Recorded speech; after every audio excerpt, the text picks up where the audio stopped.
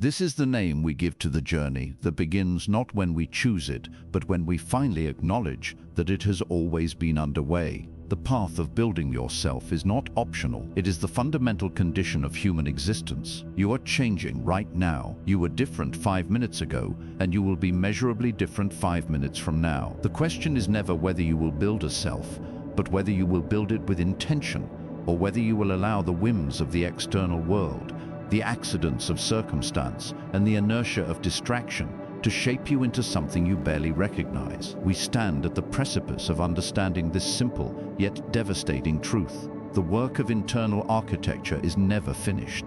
It is the defining labor of a life lived well. And the methodology for this work, the tools that have been forged and tested across millennia, are those of the Stoic tradition. It is a philosophy not of passive acceptance, but of active, rigorous self-mastery. It is the guide for making the unavoidable path into the path you actively choose. We must first clear the debris of misconception. Stoicism is often misunderstood as simply grim endurance, a stiff upper lip against the inevitable misery of life. This is a profound error. True Stoicism is the blueprint for flourishing, for achieving eudaimonia, not through external fortune, but through internal excellence. It is the pursuit of success defined entirely on your own terms, rooted in character, impervious to the chaos outside your skin. To begin this unavoidable path, we must confront the primary illusion that keeps us trapped, the illusion of control. We believe we control far more than we actually do, and consequently, we invest staggering amounts of time and emotional energy trying to manipulate things that are fundamentally indifferent to our will. This single, massive error is the source of almost all our daily anxiety and frustration. Imagine your life as a vast, unruly garden. You spend all morning trying to command the weather, shouting at the clouds to stop the rain, or petitioning the sun to increase its warmth. Naturally, the weather pays no heed. You are exhausted, soaked, and defeated, having accomplished nothing but draining your own resources. The Stoic perspective, the path of wisdom, demands a radical redirection of that energy. The first unbreakable law of the path is the dichotomy of control. There are things in the world that are up to us and things that are not. What is up to us? Our judgments, our impulses, our desires, our aversions, and ultimately our character. What is not up to us? Everything else. The health of our body, the reputation we hold in the eyes of others, the outcome of our projects, the longevity of our life, the fidelity of our friends, the actions of strangers in traffic. The moment you internalize this distinction, a monumental shift occurs. You cease being a victim of circumstance and become an agent of self. You realize that the true battlefield is not the boardroom, the marketplace, or the competitive arena of social media. The true battlefield is entirely within the confines of your own mind. It is in the space between an external event and your reaction to it. That space, that momentary pause before judgment, is where freedom resides. Success, in the Stoic sense, is not measured by the size of your house or the digits in your bank account, though these things may accompany success. Success is measured by the quality of your will, the alignment of your intentions with the highest good, which the Stoics defined as virtue. Virtue is the only true good, and it is entirely within our control. This is the bedrock of the unavoidable path. If virtue is the goal, then every moment, regardless of its external flavor, whether it is joyful or painful, prosperous or impoverished, provides an opportunity to exercise one of the four cardinal virtues: wisdom, justice, temperance, and courage. Wisdom is the skill of navigating life. It is practical knowledge, not abstract theory. It is the ability to see things clearly, stripped of the stories and emotional overlays we attach to them. It is the ruthless pursuit of objective reality. If you are struggling with a difficult decision, wisdom demands that you stop coloring the facts with fear or wishful thinking and simply analyze what is true, what is possible, and what is your moral obligation. Justice is the duty to community. It is fair dealing, honesty, and service. We are social animals, and our growth is inextricably linked to the well-being of others. The self we build is not isolated, it is built into the fabric of society. A Stoic never seeks advantage at the expense of another's dignity or truth. The path demands that we contribute, that we act with integrity toward all human beings, recognizing our shared humanity. Temperance is self-control and moderation. It is the discipline to resist immediate gratification for the sake of long-term alignment. It is restraint in speech, in consumption, in anger, and in desire. Temperance ensures that our passions remain slaves to our reason, rather than allowing our reason to become a clever solicitor for our passions. This virtue is critical because it is the gatekeeper of daily energy. Without temperance, all effort is wasted in the pursuit of fleeting pleasures that ultimately leave us hollow. And courage, often mistaken for mere physical bravery, is primarily the courage to face hardship, uncertainty, and most importantly, the truth about ourselves. It is the fortitude required to persist in the work of self-improvement, even when it is uncomfortable, lonely, or yields no immediate visible reward. The unavoidable path requires the courage to scrutinize your own flaws and to act rightly, even when fear suggests otherwise. These four virtues are the structure of the self we are building. They are not states of being, they are skills to be practiced daily. And this brings us to the essence of the unavoidable path: the daily growth. The self is built, moment by moment, like a wall constructed of individual bricks. No single act of justice makes you a just person. No single act of courage makes you courageous. It is the accumulation, the relentless repetition of virtuous choice in trivial matters that eventually creates a character strong enough to endure catastrophe in significant matters. How does this daily growth manifest? It begins with prosoche, the relentless and careful attention to the present moment, the constant vigilance over the workings of your own mind. Most people live in a state of continuous distraction. Their minds are either rehearsing past injuries or worrying about future possibilities. They are rarely here, now, where the work actually takes place. Prosoche is the discipline of catching those mental wanderings, pulling them back, and asking, what judgment am I making right now? Is this judgment helpful? Is it true? Is it conducive to my pursuit of virtue? This daily practice requires a structured rhythm. The Stoic life is fundamentally routine-driven, not because routine is boring, but because routine is freeing. When the mechanics of your day are set, your wake-up time, your work block, your reflection period, you liberate mental energy from the trivial decisions of scheduling, allowing it to be deployed where it matters most, the exercise of your will. The morning ritual is the first vital step on the path. Before the world rushes in with its demands and noise, you must seize the mental high ground.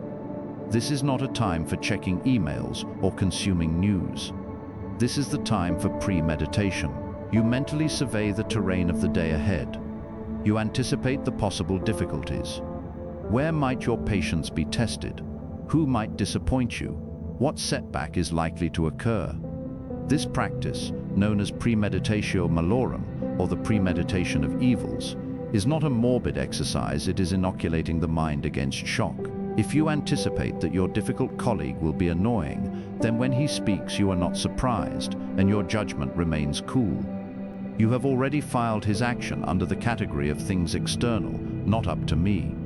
You have already prepared your measured, temperate response.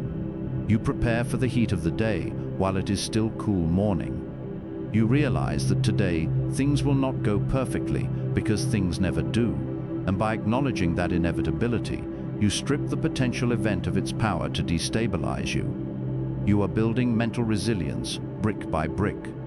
The unavoidable path also demands that we redefine our relationship with effort and discomfort.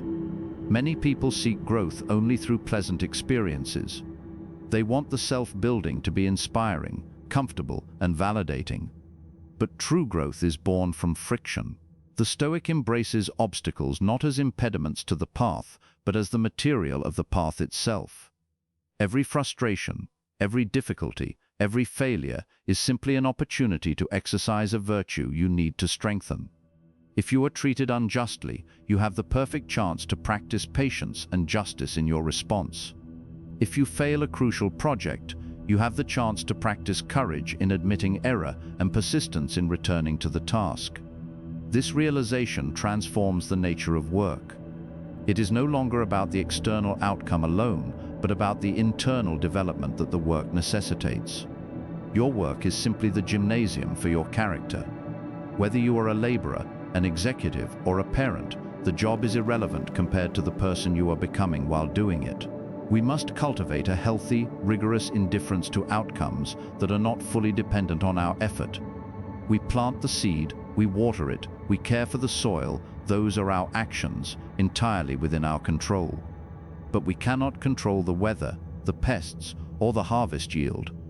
A farmer who judges his success solely by the bounty of his harvest is hostage to fortune. A Stoic farmer judges his success by the diligence of his planting and tending. The unavoidable path teaches us that we succeed the moment we act with full virtue, regardless of the result. This is difficult because modern society encourages us to internalize external metrics. We are trained to measure our worth by comparison, by acquisition, by fame. The Stoic self must be trained to ignore these sirens. They lead to an eternal state of dissatisfaction because the external scale is infinite. There is always someone richer, smarter, more famous, or better looking. The scale of internal excellence, however, is finite and attainable. You can be fully virtuous right now, this instant, by making the best possible choice with the knowledge and resources you possess. This immediate possibility of perfection in action provides deep, sustaining tranquility. The path also requires a profound mastery of time. Seneca warned us that we are experts at guarding our money, yet utterly careless with the most precious and non-renewable resource, time. We behave as though we have a great reserve of it hidden away. The daily commitment to growth means treating every day as a complete life. When the sun sets, you should be able to review the day and find evidence of intention, of purposeful action, of self-improvement. The failure to grow today means the permanent shrinkage of the self, the loss of an opportunity that will never be recaptured. This necessitates the rigorous management of consumption. We are consuming knowledge, entertainment, food, and stimulation at an unprecedented rate. But consumption is passive, growth is active. We must allocate our limited time not to the mindless ingestion of content, but to the demanding work of synthesis, creation, and deliberate practice.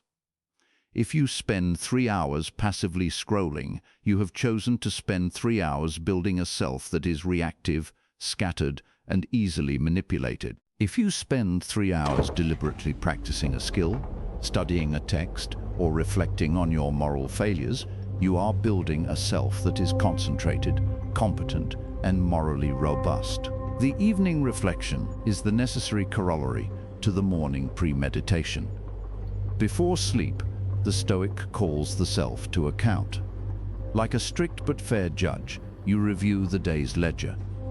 Where did I step out of line? Where did I succumb to anger, lust, or fear? Did I perform my duties justly? What lesson can be drawn from the failures? This is not a session of self-flagellation or shame. It is a dispassionate, objective audit aimed purely at correction and preparation. If you made a foolish investment, you don't merely regret it, you analyze the faulty premise that led to the decision and resolve to fix the underlying judgment, ensuring the error is not repeated. This nightly accountability closes the loop of growth, ensuring that every day, even the worst days, is leveraged into future improvement. This continuous cycle, anticipate, act, reflect, correct, is the engine of the unavoidable path. It is the steady, unspectacular progress the Stoics called prokopton, the process of making progress, of being a traveler on the road, knowing you may never reach the absolute destination of the sage, but that the meaning is found entirely in the journey itself. The unavoidable path also demands that we master our relationship with suffering and loss.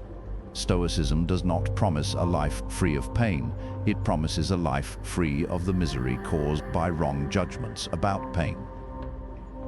When loss occurs, a relationship ends, a fortune is lost, illness strikes, the external world has simply rearranged itself, an event entirely outside our control. Our pain, however, is often compounded by the secondary judgment. This should not be happening to me, or this is unfair. These judgments are rebellion against reality. They are futile resistance to the nature of the cosmos. The Stoic response is to meet reality where it is, not where we wish it to be. The pain is a prompt. What is required of me now? Courage to endure? Patience to wait? Wisdom to rebuild? Justice in dealing with others involved? The event itself is neutral. Only our response gives it moral flavor. We must internalize the concept of impermanence. Everything loaned to us, our health, our wealth, our loved ones, is merely on loan from fortune. When they are taken back, we must not react as if we have been robbed, but as if a term of generous usage has expired. This preparation for loss is integral to self-building. By practicing negative visualization, contemplating the loss of what we cherish, we train ourselves to appreciate what we have while we possess it, and to endure its inevitable absence with equanimity. The self we are building is robust, not brittle. Brittleness comes from a reliance on externals. Robustness comes from rooting our happiness entirely in the consistency of our own character. If your job vanishes, the robust self recognizes the inconvenience, but knows its core competence and virtue remain intact. If your reputation is slandered, the robust self realizes that the slander is merely air, the opinion of others, which is never up to you, while the truth of your actions remains solid, entirely up to you. We must pay particular attention to the insidious poison of comparison and reputation. The desire for admiration is a great distraction from the path. Marcus Aurelius asked why we chase the noise of applause, especially since the opinions of the very people we seek to impress are often contradictory, fleeting, and based on shallow knowledge. If your focus is on being perceived as a virtuous, successful person, you will constantly be performing for an audience. This performance depletes your energy and diverts your focus from the actual work of being virtuous. The unavoidable path demands that the work itself is the reward. You do justice because it is the right thing to do, not because you will receive praise for it. You exercise temperance because it gives you internal control, not because you want to show off your discipline. This profound humility, the recognition that your only audience is your own conscience, is liberating. It allows you to build the self in silence, away from the scrutiny and expectations of others. It frees you from the tyranny of external validation. Consider the role of desire in the journey. Most human effort is directed toward acquiring something external, a possession, a status, a person's love. These external desires perpetually set us up for disappointment because their fulfillment is never guaranteed. The Stoic redirects desire entirely toward internal excellence. The goal is not to have a good life, but to be a good person. The desire is focused on performing the day's duties well, on maintaining integrity, on exercising reason. This is a desire that can be satisfied every day because the opportunity to act virtuously is never taken from you. It is the only guaranteed path to success, as the success lies entirely in the effort of the will. The work of building the self is cyclical, demanding, and relentless. It is the commitment to being a constant student, a lifelong learner, always seeking to refine the internal machinery. This requires intellectual humility. You must be willing to admit when your judgments are wrong, when your premises are flawed, and when your actions have caused harm. The unavoidable path is not marked by intellectual arrogance, but by a quiet, determined realism. The Stoic knows they are imperfect, prone to error, and that reason must be repeatedly summoned to tame the emotional animal within. We must address the practical application of Stoic wisdom in the realm of modern productivity and ambition. Many mistakenly believe that a focus on inner tranquility leads to apathy or quietism. This is wrong. The tranquility gained through the dichotomy of control is not an end in itself, it is the necessary foundation for fierce, effective action.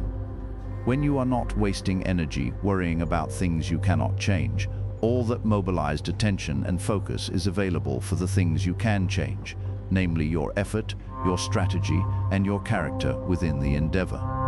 Stoicism does not mean you stop striving for external achievements. It means you change why you strive for them and how you react to the results. You still seek to create great art, build a successful business, or run a marathon. But you approach the task realizing that the true value is not in the painting, the profit, or the finishing time, but in the practice of diligence, courage, and perseverance required to pursue the goal. If the market turns against your business and it fails, the non-Stoic sees total ruin. The Stoic sees the loss of external wealth, yes, but acknowledges the lasting gain of competence, experience, and the demonstrated courage to risk. That internal capital is the only thing that truly matters, and it is the only thing that cannot be seized by external forces. This leads us to the critical concept of preemptive gratitude. We often wait for a major external event to feel thankful. A promotion, a recovery from illness, a holiday. The Stoic self trains itself to find gratitude in the mundane, the constant, the easily overlooked. Be grateful for the functioning of your body, even if imperfect. Be grateful for the sunlight, for clean water, for the ability to use your reason. This constant, mild thankfulness is a shield against entitlement and the pervasive feeling that you are owed more than you possess.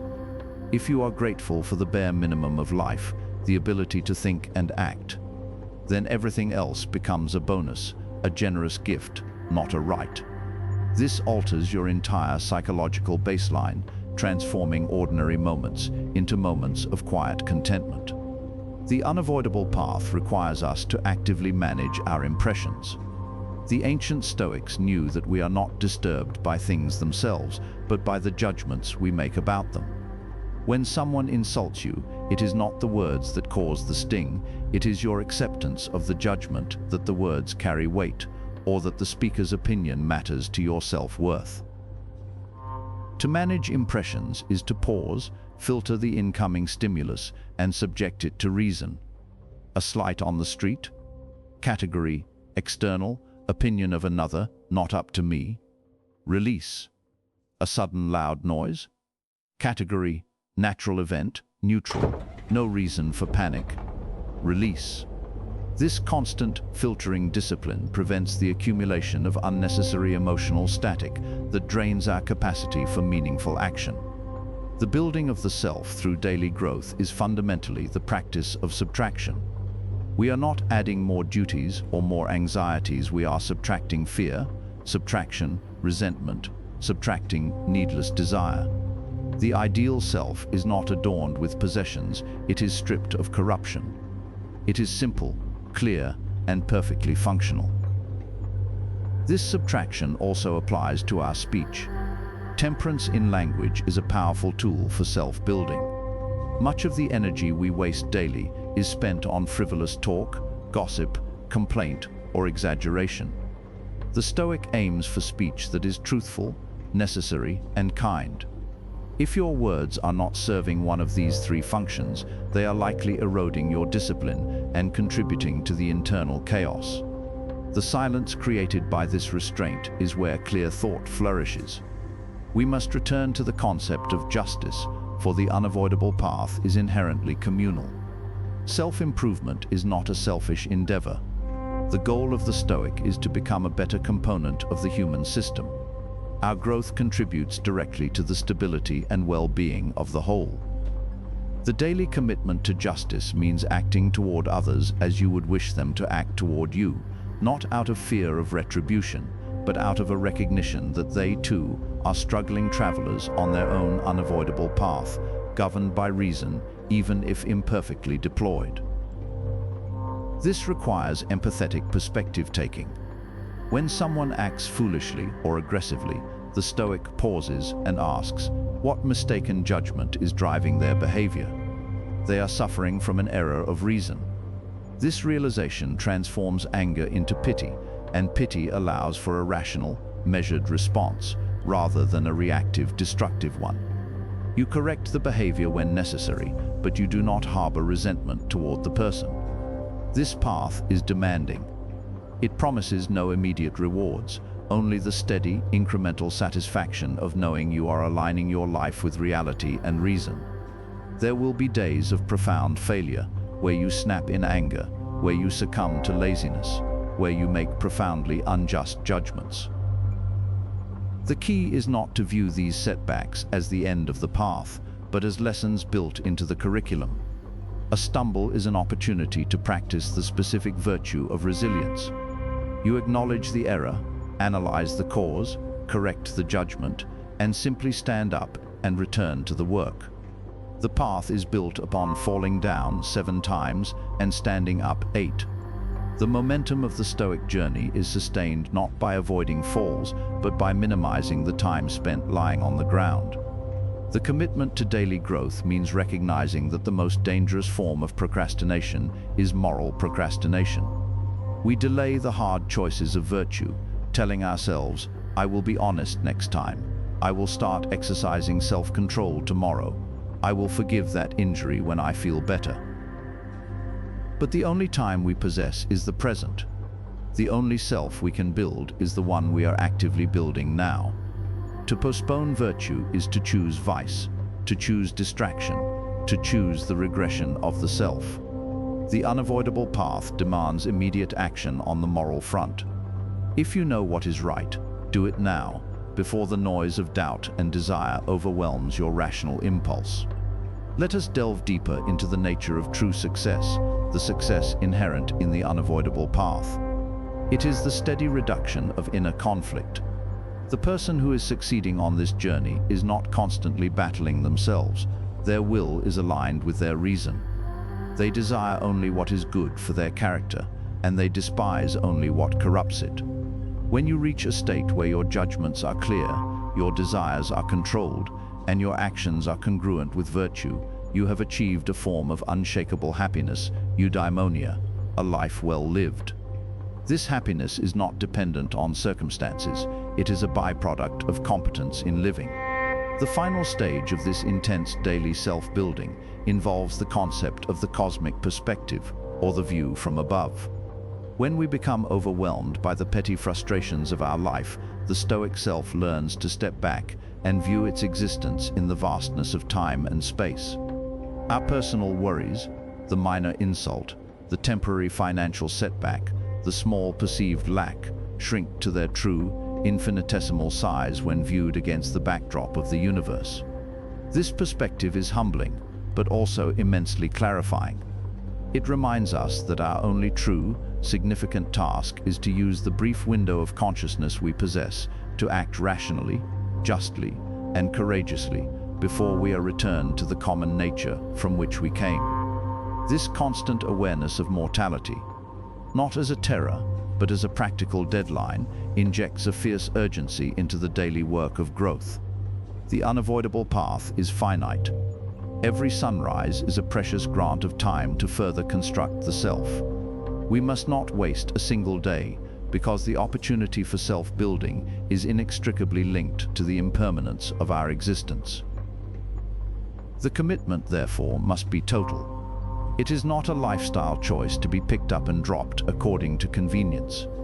It is the unwavering decision to live with attention, to prioritize character over comfort, and to accept the full, demanding responsibility of shaping the person you are becoming.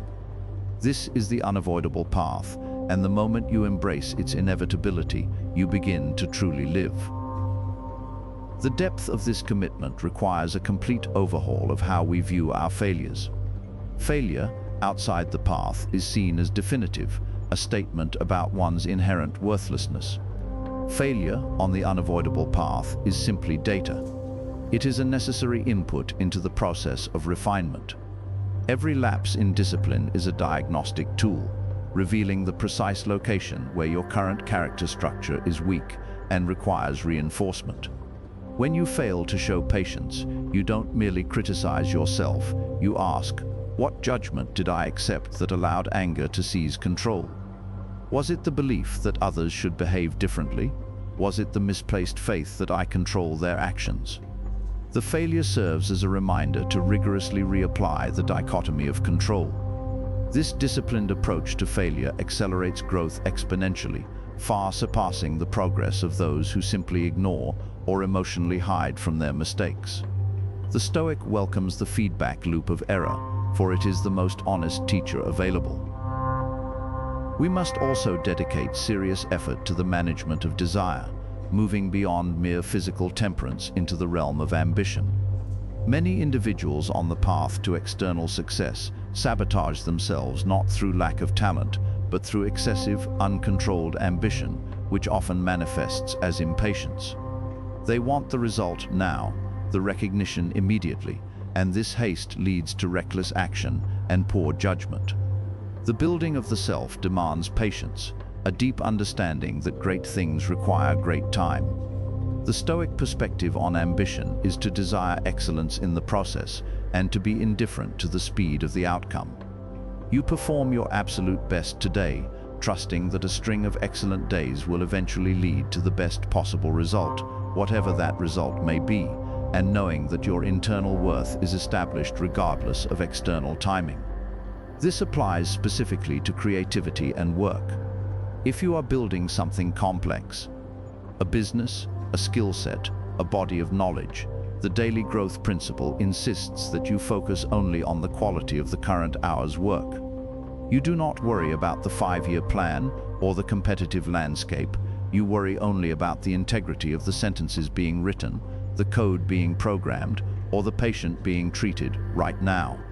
This singular focus creates superior output and preserves mental stability.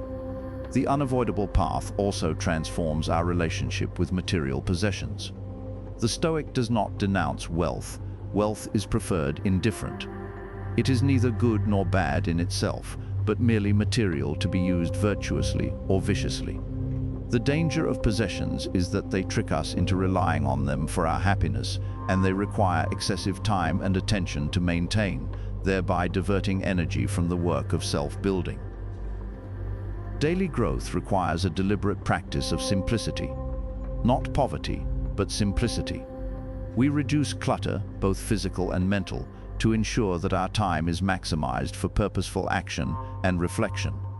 If a possession demands too much worry, too much upkeep, or creates anxiety about its potential loss, it is interfering with the path. Temperance demands that we use things lightly, always remembering that they are external, and we must be ready to release them without emotional distress. Consider the discipline of reading and contemplation. The self is built through informed judgment. If your judgments are based on shallow, fleeting information, your character will be shallow and fleeting. The Stoic on the path commits to deep reading, engaging with profound ideas that challenge preconceptions and illuminate the nature of reality and virtue. This is not passive entertainment, it is active intellectual sparring, a daily nutrient for the reasoning mind. We must set aside time, every day, for concentrated thought, without the aid of external input. This is where the ideas from reading are synthesized, internalized, and tested against personal experience. This daily contemplative practice is essential for strengthening the internal muscle of reason, allowing it to govern the passions effectively. The most persistent internal enemy on this unavoidable path is the inclination toward resentment. We resent the unfairness of the world, the success of rivals, the perceived slights of friends. Resentment is a heavy anchor, chaining us to the past and distracting us from the possibilities of the present. The antidote is the daily practice of forgiveness, not because the offender deserves it, but because you deserve the freedom from carrying the heavy burden of bitterness. Forgiveness, in this sense, is simply the rational recognition that the offense is a past event, external to your current will, and that dwelling on it is a self-inflicted punishment. The self we are building must be unburdened and light, focused only on the current opportunities for virtue. Furthermore, we must embrace the inevitability of misunderstanding. When you embark on the unavoidable path, when you choose intentional growth and virtue, you will inevitably stand apart from the majority who live lives of default and distraction. Your choices will confuse, sometimes annoy, and often alienate others. The commitment to the self demands the courage to be misunderstood. You cannot allow the need for approval or the fear of critique to dictate your actions or compromise your principles. Your duty is to be useful, honest, and temperate, regardless of whether these actions are popular or recognized. The internal judgment is the only scale that matters. This brings us to the profound responsibility of being a teacher by example. The self you are building is not merely for your own benefit. By living virtuously, by consistently applying reason and temperance, you become a model of what is possible. You do not preach or lecture, you simply are. This quiet, steady embodiment of virtue is the greatest service you can render to your community and to humanity. Your daily growth contributes to the rising tide of human excellence. The unavoidable path is also the path of vulnerability, paradoxically. To grow, you must expose your weaknesses to yourself. You must look unflinchingly at your cowardice, your moments of cruelty, your laziness. This is deeply uncomfortable. Most people avoid this painful self-audit by staying busy, by externalizing blame, or by seeking easy flattery. The Stoic accepts this pain as necessary surgical preparation.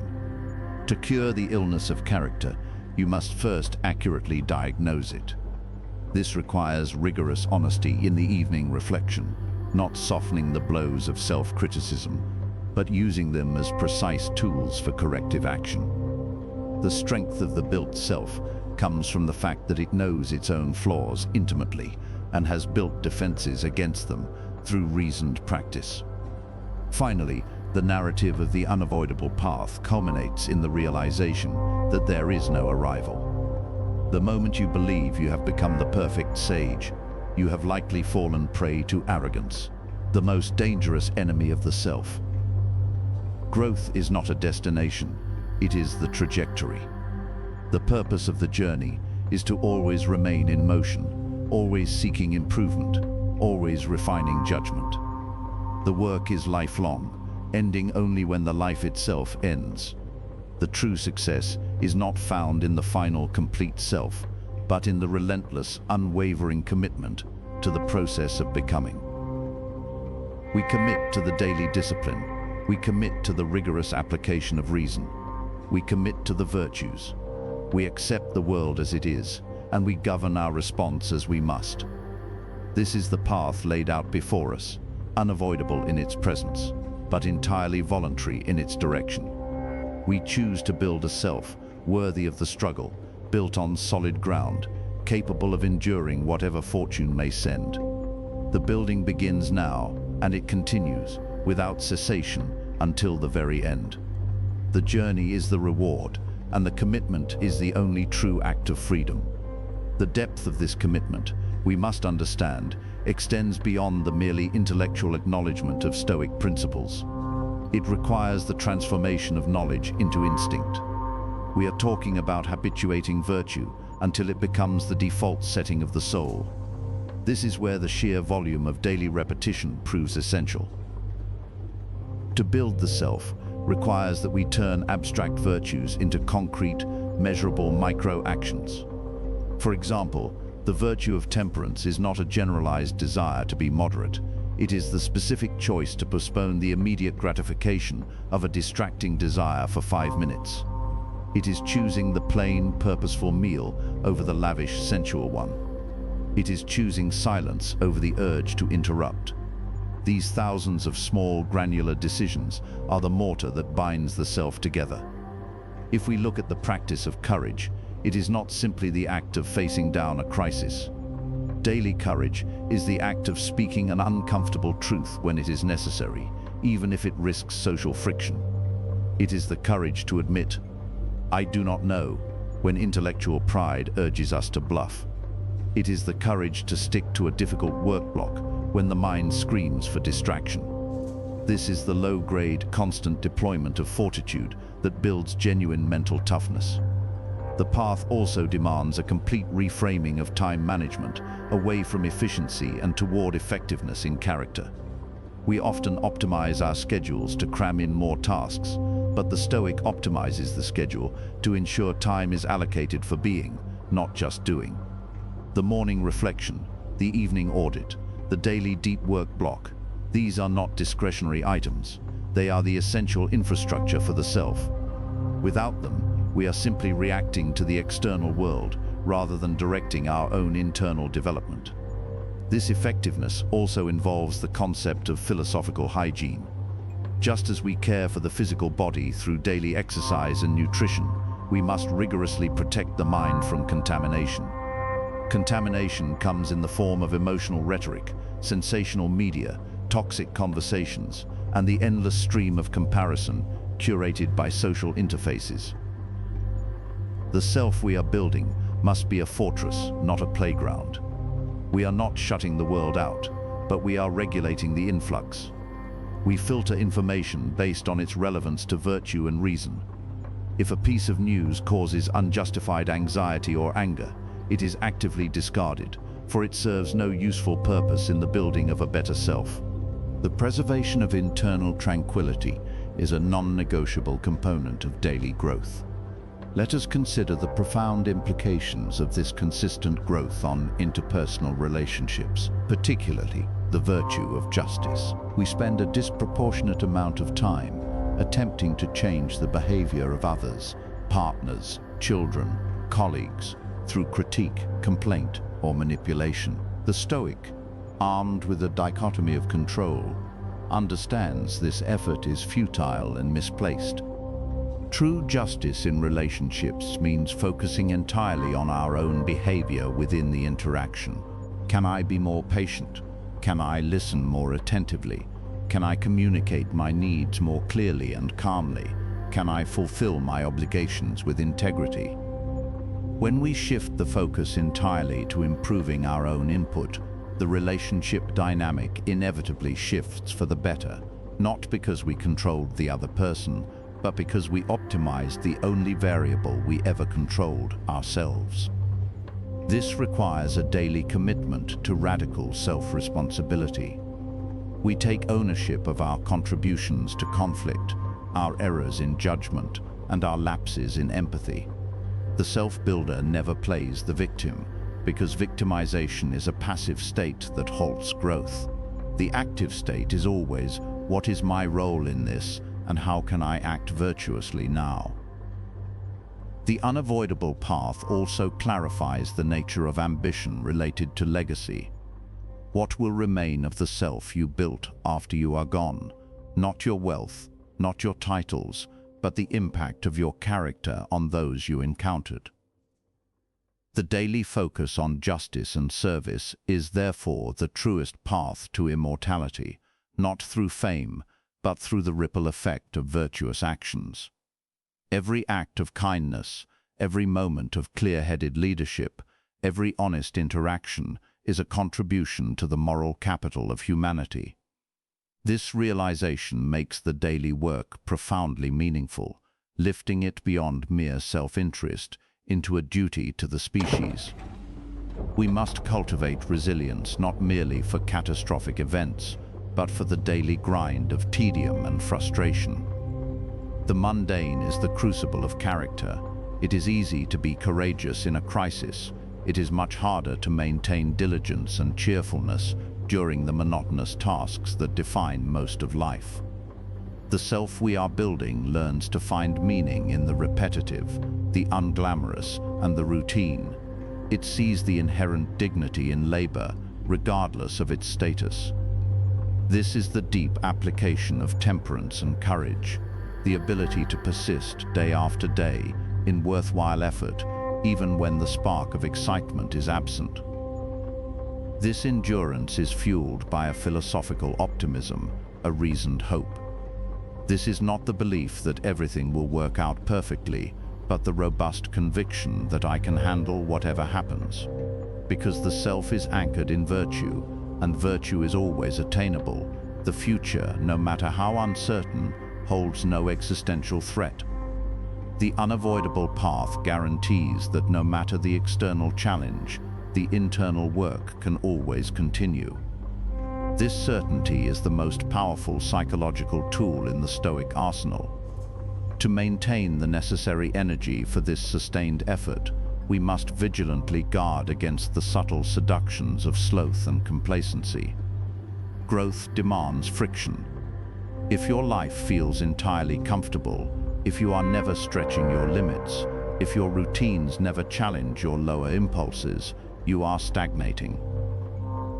The daily growth model requires deliberate engagement with productive discomfort. This might be intellectual difficulty, grappling with a challenging text. It might be physical, pushing through a taxing exercise. It might be moral, forcing yourself to have the difficult, honest conversation you wish to avoid. These chosen hardships are the exercise weights for the spirit. Without them, the self grows flabby and weak, unprepared for the inevitable genuine hardships that life will impose.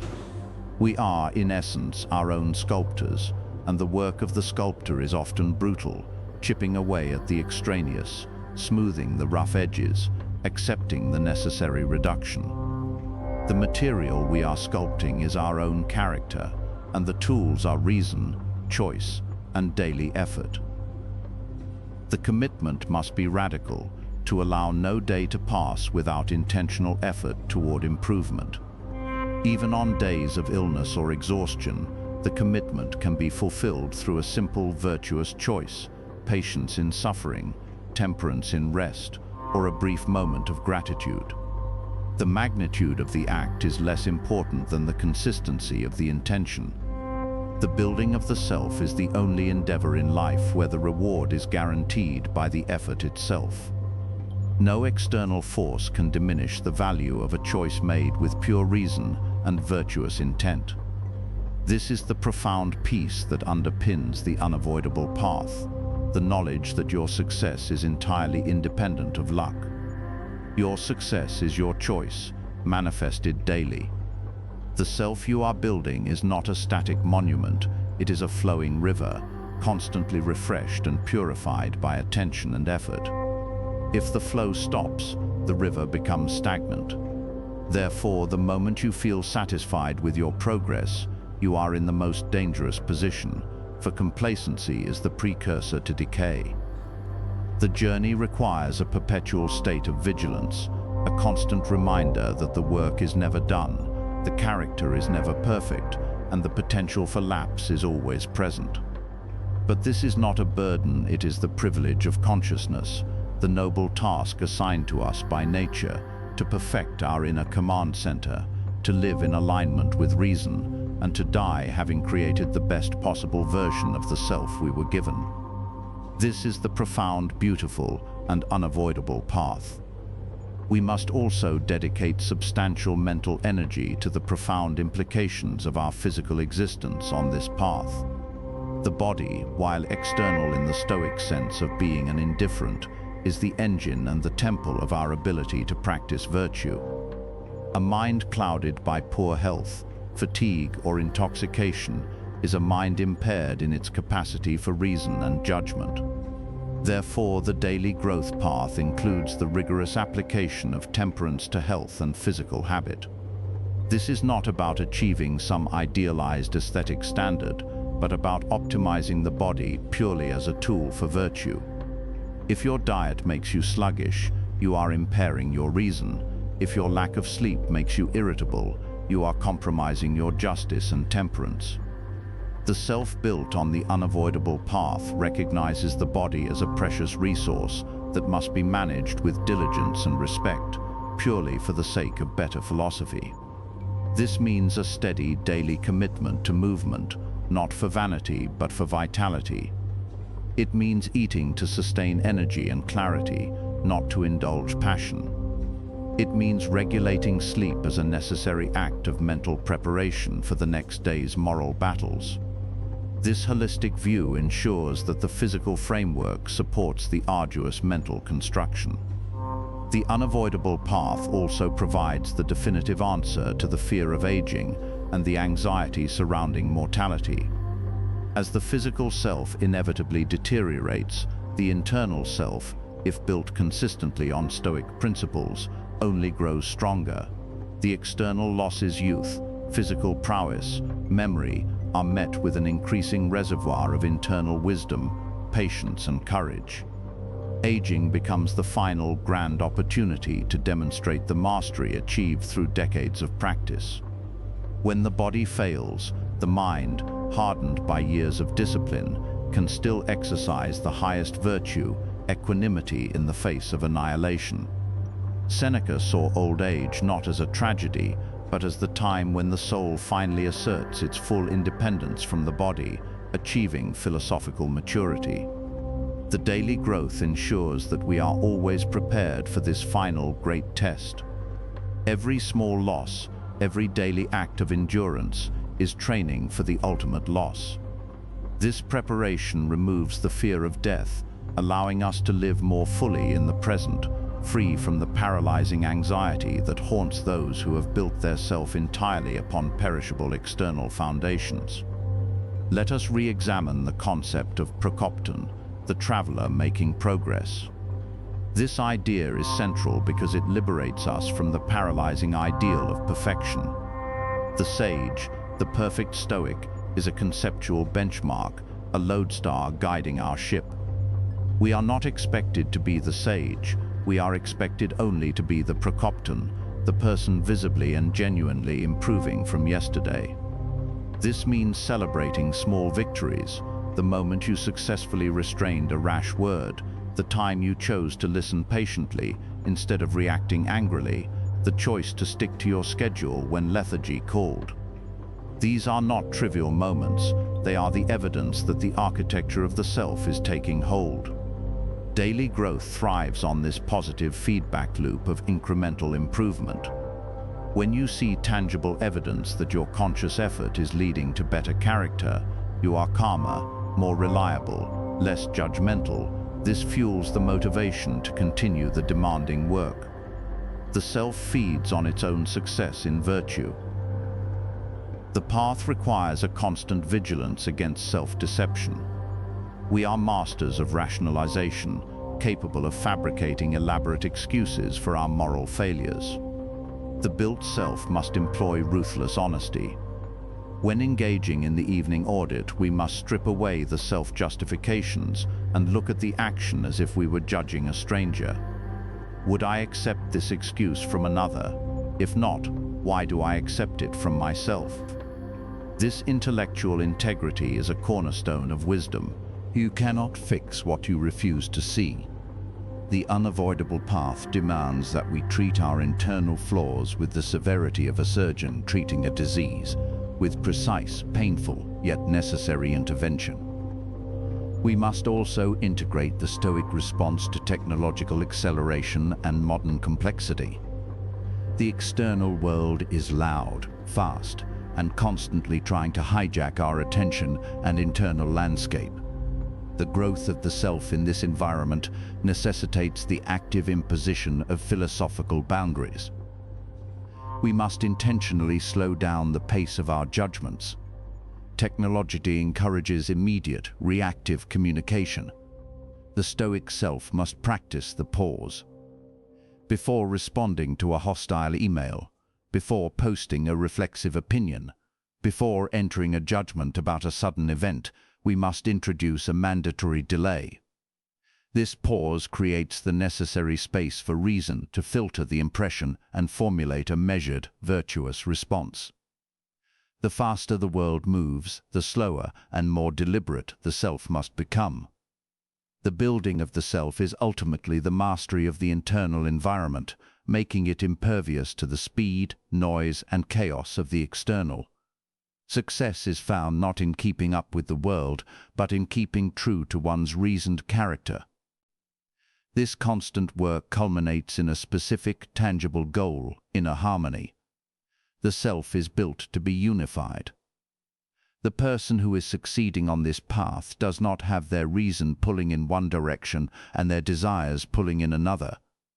The built self is integrated. What reason dictates, desire supports. What the will commands, the body and mind follow with minimal resistance. This harmony is the state of true flourishing, the calm competence that is the hallmark of the Stoic life well lived. This harmony is only achieved through the sustained, day-after-day application of these principles. There are no shortcuts, no sudden epiphanies that grant lasting excellence. Only the relentless, quiet, unavoidable path of daily growth, brick by hard-won brick. This is the noble work of a lifetime, and it is the only true source of sustainable success. We commit to the journey, we commit to the growth, we commit to the self, and the work continues now.